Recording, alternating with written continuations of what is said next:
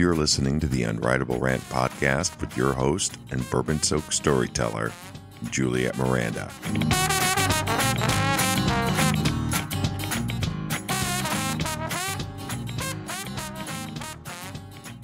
Well, hey there, y'all.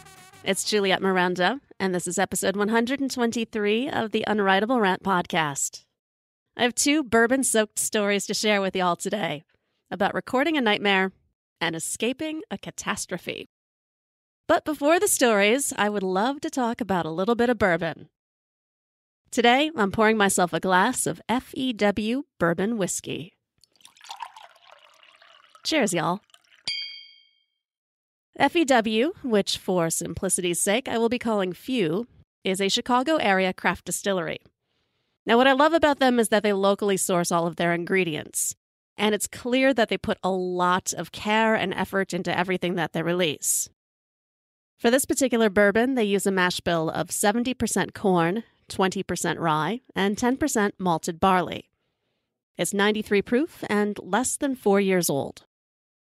Now, I will say I so wanted to love this bourbon because I love supporting my local distilleries, and there's a lot of potential here.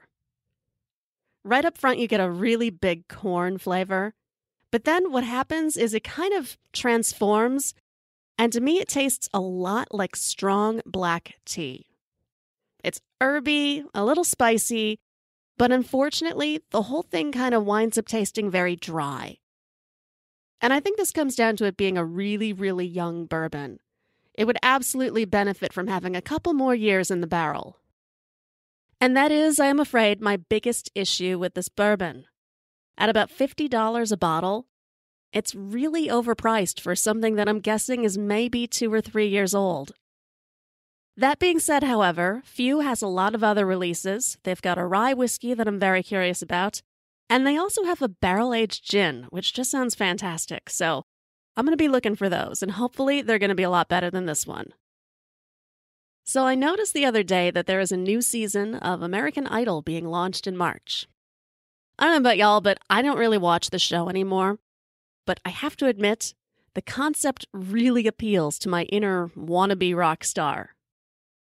Ever since I was a kid, I've just had this crazy desire to be a singer. And that being said, it is probably a good thing that shows like American Idol and The Voice didn't exist back then. The only get-famous quick outlet that I had was Star Search, who, I hate to admit, were the recipients of a VHS tape containing my rather tone-deaf, but very optimistic interpretation of the theme from Flashdance. I have since learned then that my voice is better utilized on paper, or at least in ways that don't require me to be on key. But I do still love to sing, and every so often, when I get that diluted itch, I'll find myself imposing my unfortunate singing voice on an unsuspecting audience in a karaoke bar, or, not that long ago, in a recording studio for an NHRA album track. Now, as someone who is married to an occasional musician, I am constantly aware of the fact that I run the risk of falling into Yoko Ono territory. And I have no doubt that countless band members have called me Yoko on more than one occasion. But in my defense, it isn't easy to marry a person who is a musician, professional or otherwise. Because the distinction between a groupie, a roadie, and a partner is blurry at best. You naturally just want to help and be supportive. But most of the time you get stuck carrying gear or making booze runs, and not even necessarily for the person that you're with. One lead singer I knew was notorious for this. Whoever the newest girlfriend was in the group, whether she was dating the drummer or the guitar player, she would automatically become his unofficial personal assistant. He'd have her hunting down hot water for his tea or writing down song lyrics, while he, of course, kicked up his boots on a monitor and preened. And this guy even tried his little game on me once, but only once. Oh, I got him his requested chicken tenders, all right. And then I asked him to guess which one I had kicked around the bathroom floor. Now, as for my guy, back when he was still playing in bands and doing studio work, He was really good about harnessing my misguided musical aspirations. He understood that I wanted to have a bit of purpose at his gigs without really being a nuisance. So he taught me how to string and tune his bass. I suppose it's not that different really from throwing an iPad at a toddler, but still, it made me happy. Because what often isn't mentioned about being a musician is how monotonous it is.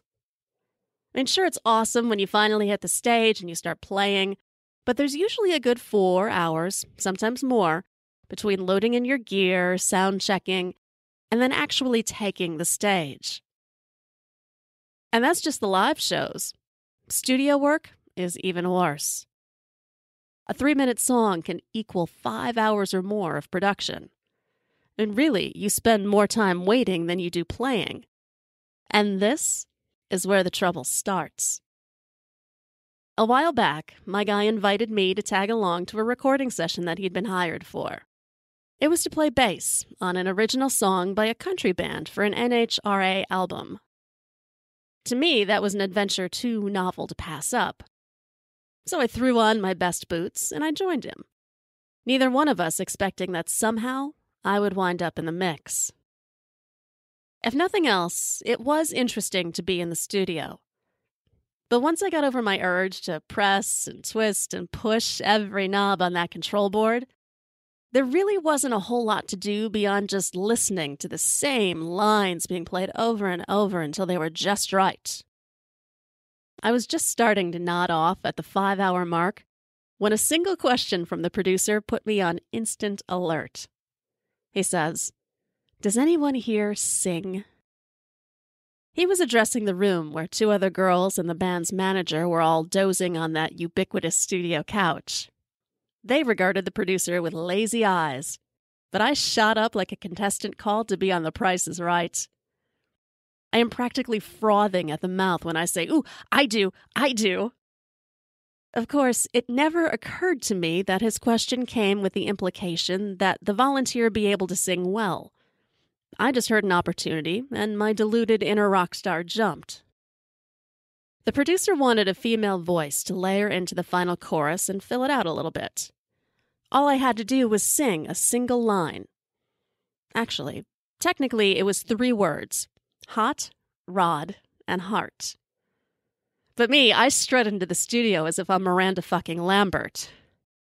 My guy, who had just finished recording his own backing vocals, sees me waving at him from outside that little vocal aquarium.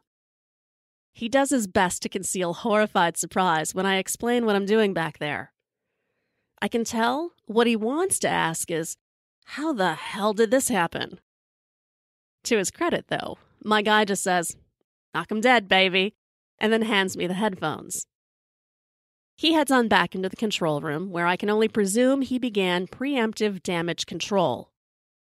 Because for as much as my guy loves me and always does his best to be supportive, he is not without ears. He knows very well that the second that red button is pressed, the room will be filled with the sound of nightmares. And to be honest, once I got my headphones situated and I confront the microphone, I knew I was in over my head. I can hear the producer in my ears telling me to sing harmony with the lead.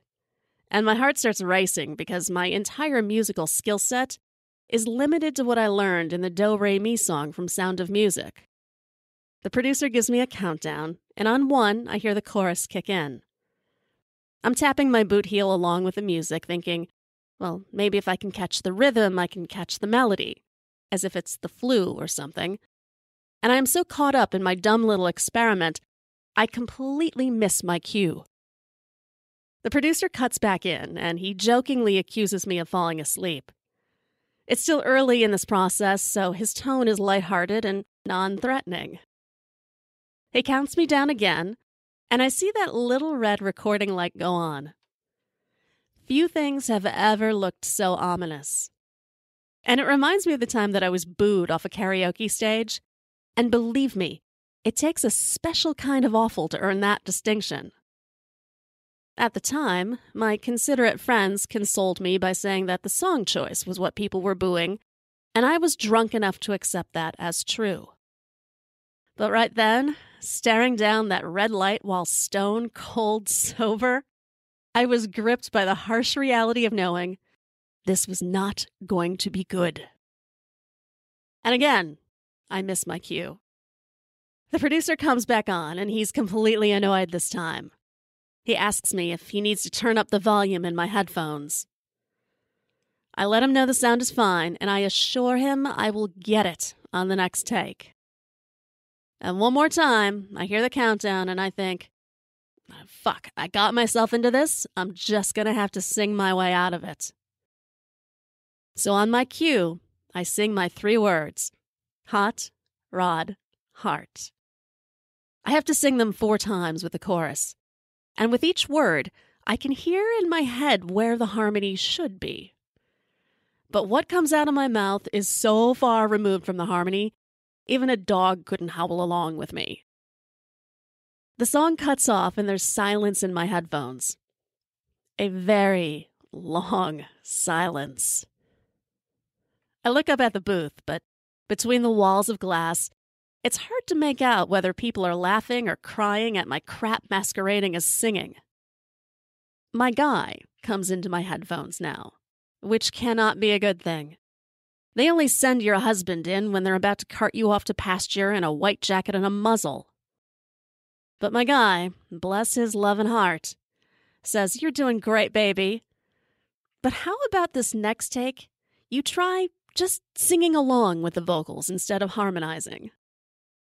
At the time, I was too jazzed by the fact that I hadn't been kicked out of the studio to realize those instructions were tantamount to being pat on the head and handed an ice cream cone. But my confidence was restored, and I belt out my next round of Hot Rod Heart with all of the gusto of a toddler singing along with Elmo. And I'm insane enough to think, nailed it! So I returned to the control room, and I am feeling so proud of myself. I'm just tingly all over about my big recording session. And as I hear the producer playing back the isolated track, I'm kind of amazed because it sounds really good. I mean, really, it was even better than what I heard in my crazy head. Minus the voices, of course. It was a really kind of cool feeling. I mean, sure, I knew in the big picture those 3 little words would be buried so low in the mix, nobody would ever really notice them. But my dumbass inner rockstar was satisfied. My guy and I left the studio not long after that, and as I replayed the day in my head on the drive home, something started to seem not quite right. So I asked my guy, "Hey, when the producer was playing my isolated track back, it sounded like I was singing the harmony." And my guy says, "Yep, it certainly did." He's staring straight ahead as he says this, fidgeting with the radio a little bit. And now I know something is up. Because there was no way they kept my harmony take. I mean, even I knew it was ass. But then slowly, the dim bulb over my head lights up, and I realize exactly what's happened. Auto-tune. Fucking auto-tune. My guy confirms it, and for a moment I'm completely mortified. But he is quick with consolation. My guy reaches over and grabs my hand and he says, "Look, even without the auto-tune, at the very least, you were better than Yoko Ono." And now I am raising up my glass, and I am drinking to the official death of my singing career. Cheers, y'all. Speaking of death, because why not, I suspect this winter will be the death of my guy and I. I hate this time of year. Oh, I hate it. I hate it. We really do kind of sink into a drunken hibernation in the winter. Mostly because it's just such a pain in the ass to go out. We'll make plans. We make tons of plans. But when it comes to actually implementing them, we'll take one look out the window at the black sky and the ice-covered tundra and immediately blow everything and everyone off. We do still get stir-crazy, though. And that may be why we decided to brave the weather and take advantage of a Christmas present we'd recently been given. No offense to the family member who gave us this gift, but when I saw it, I knew it was the dumbest, most ridiculously awful gift I had ever been given.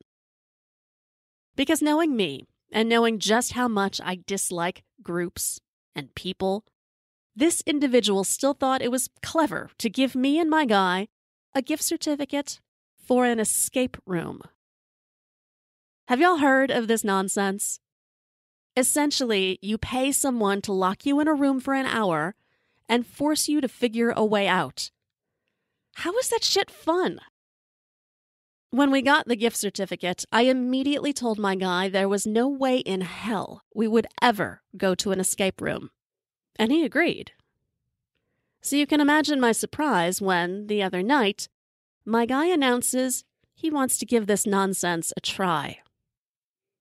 I just stare at him, because that kind of statement really doesn't deserve words. And my guy knows this, which is why he went into defense mode. He's explaining that he needs to get out of the house and, oh, gee, maybe it'll be fun. And again, I stare. I do not want to do this. It sounds like my own personal embodiment of hell. Oh, but I know my guy. While I have no trouble spending hours alone with no other entertainment than a bottle of bourbon and the circus in my head, he needs engagement. Because I love him, I agreed to go.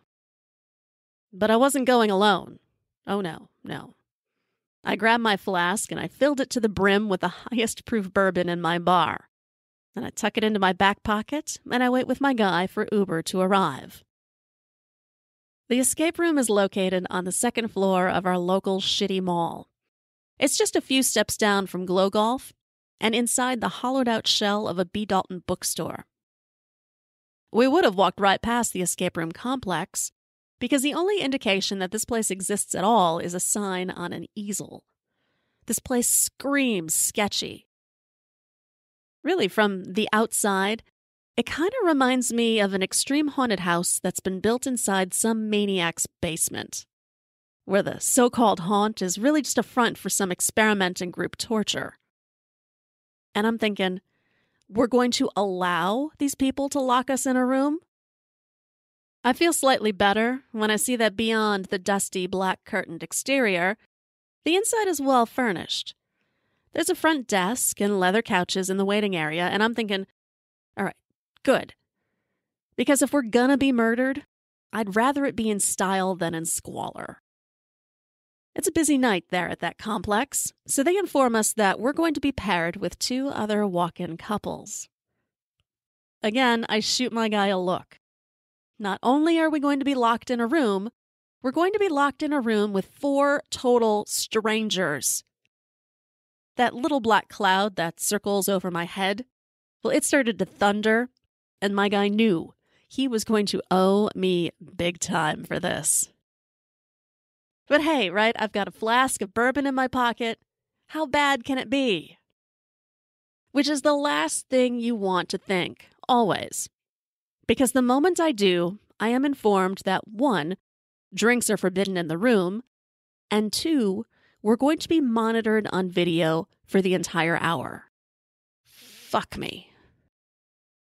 It's that precise moment where I excuse myself to go to the bathroom and immediately pour half the contents of my flask down my throat in a single gulp.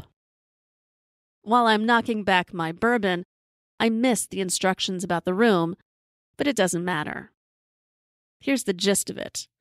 Essentially, the room that we're going to be locked in consists of clues and non-clues. So it's up to the group to decipher the real clues and find the code to unlock this door. If after an hour we haven't found the secret code, we'll be let out and branded as losers.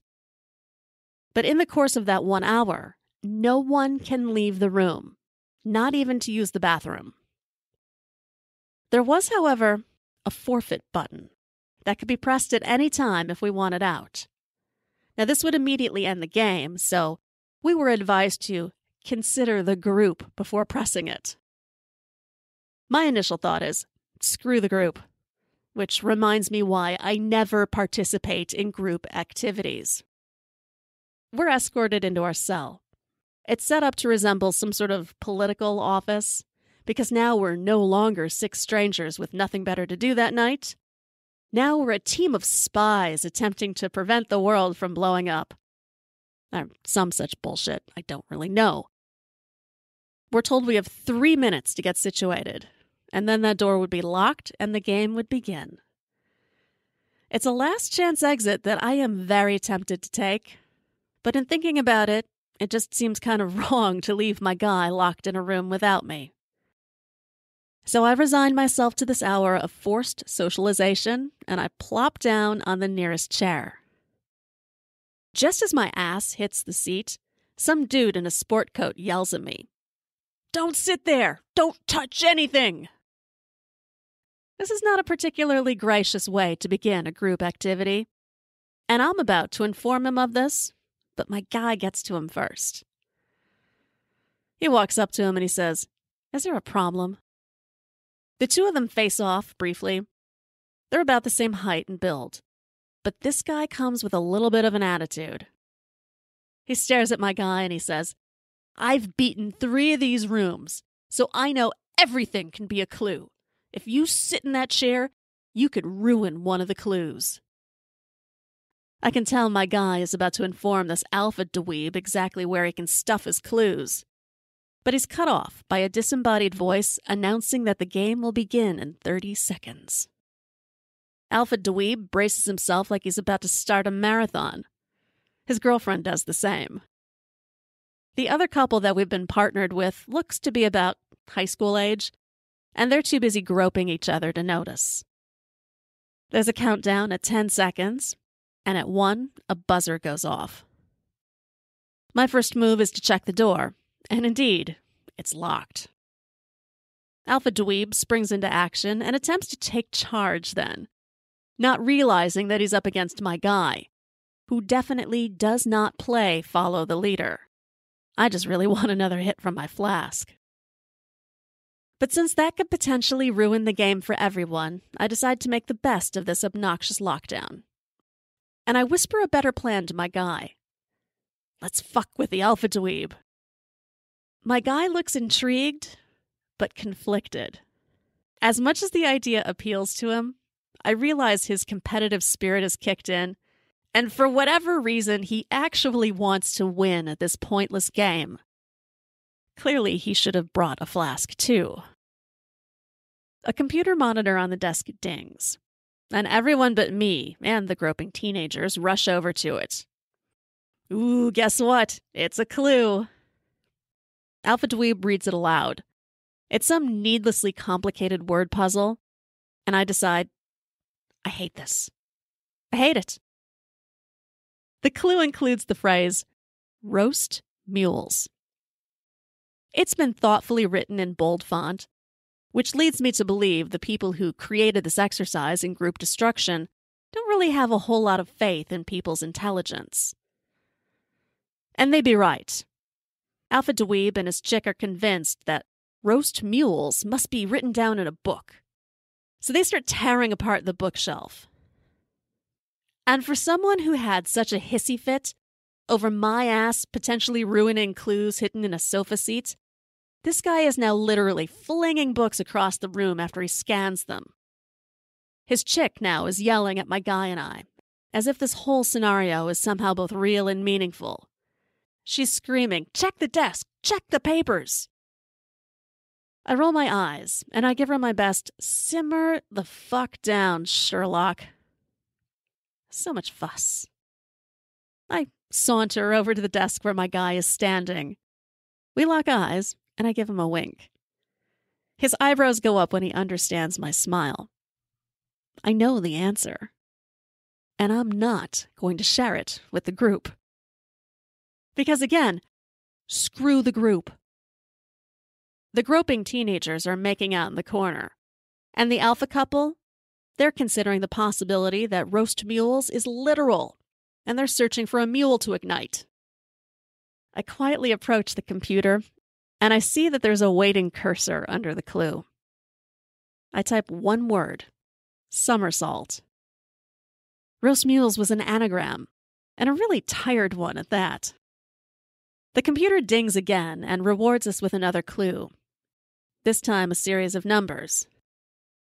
I check out then and give it to my guy, who by some sorcery of the mind understands that the sequence needs to be added together to form a single numeral. 1228. And for a minute, I'm actually beginning to feel a little excited about this game. That is, until the alpha couple realizes that we're progressing without them. Then the alpha guy has to come over, chest all puffed out like an overconfident turkey, and he announces, "Oh, I'll take it from here." And you can literally see him working this number over and over again in his mind. And he starts talking aloud to himself. 1228. 1228. It must be a code. He says this as if he has discovered the cure to cancer. And immediately his nutty chick runs over to the clock.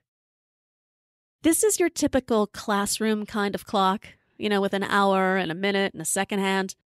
And before anyone can stop her, this chick pries that sucker right off the wall where it's mounted. It's a battery-operated clock. It's not a clue. But she seems to think that if she adjusts the hands of the clock to 1228, it will reveal the mysteries of the universe. I hated to break it to her, but I say, "Sweetheart, it's a clock, not an oracle." Meanwhile, my guy notices that there's a safe on the opposite end of the wall, and he punches the code into it, like any person would. And what do you know, it pops open with another clue and a blacklight wand. For fuck's sake, how many damn clues are in this room?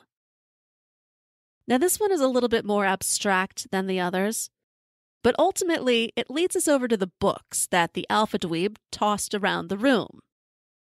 But before anyone can get to them, the lights go out. It's not completely black in the room, but it's dark enough to cause commotion. Alpha Dweeb has commandeered the black light, and he's fumbling his way to the center of the room, where he and his alpha chick immediately knock heads together, and then start arguing about the best way to use the black light.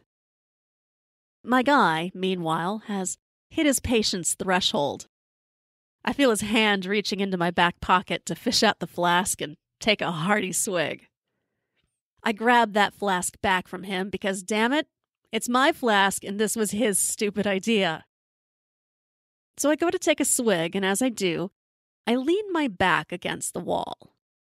It's hard to tell where I am in the room with it being so dark, so when I feel something kind of digging into my back, I just assume that it's the doorknob.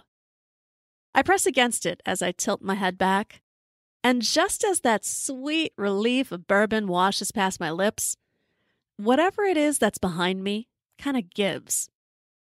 And suddenly, an alarm starts to blare.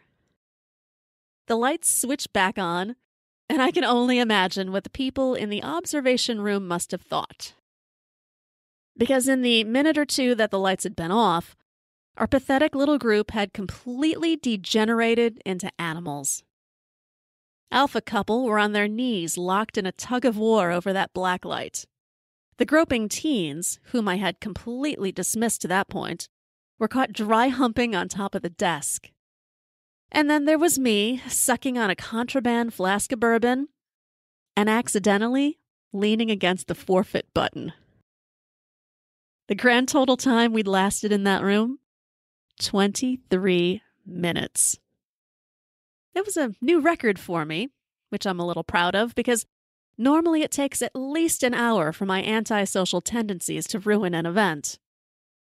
It was suggested, not so politely, that my guy and I should never visit that particular escape facility again. And I agreed wholeheartedly, because the only group activity that I am even remotely cut out for is drinking. And with that, I'm going to have a little bit more bourbon. Hang on, y'all. Speaking of bourbon, do you know where they have lots of it? New Orleans. It's true, y'all. I'm going to be in New Orleans August 10th through the 12th for the Modern Love 2018 convention. This is a great opportunity to connect with all of your favorite podcasters, me included. So if you want to find out more about the Modern Love convention, just go to podern.love. And if you're so inclined to sign up for this convention, you can get 10% off ticket prices by using the code RANT at checkout. Come on, y'all. New Orleans? Let's do it. Hang out with me there. We'll have a blast. And don't forget, you can always find me at theunwritablерant.com. All of my back episodes are there, as well as all the ways that you can connect with me on social media. Well, I'm going to grab myself some more bourbon, y'all. But I'm going to close this show out a little bit differently than normal. Just this one time, we're changing things up. I thought you might want to hear that fabulous song, Hot Rod Heart. I'll be back to chat with y'all again next Sunday. Cheers.